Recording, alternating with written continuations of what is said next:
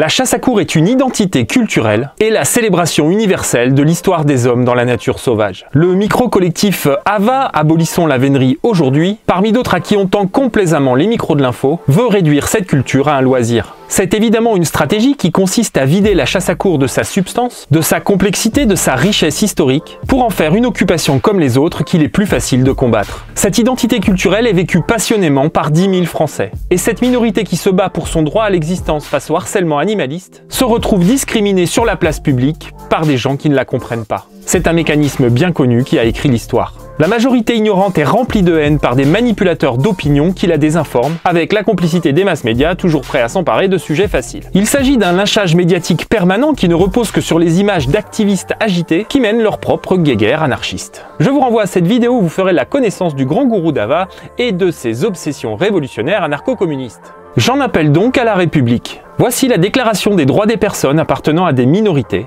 proclamée par le Haut Commissariat des droits de l'homme aux Nations Unies. Article 1, alinéa 1. Les États protègent l'existence et l'identité nationale ou ethnique, culturelle, religieuse ou linguistique des minorités sur leur territoire respectif et favorisent l'instauration des conditions propres à promouvoir cette identité. L'État doit protéger cette culture. L'État doit garantir l'intégrité de cette part de France.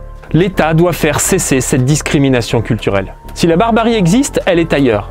Elle est dans la 6e extinction de masse, dont nous sommes tous responsables. Elle est dans la destruction des habitats naturels et dans la manière dont nous remplissons nos caddies. Une seule image incomprise d'un cerf aux abois et les animalistes sont debout, la gueule pleine de bons sentiments. Empiffrés d'avocats qui détruisent les forêts mexicaines, d'huile de palme qui assassine les orang-outans et de soja brésilien qui brûle l'Amazonie.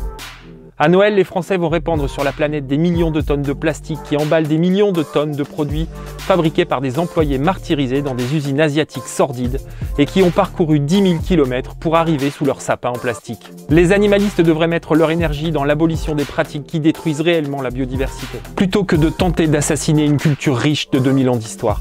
Je vous dis à bientôt sur Terre ou ailleurs.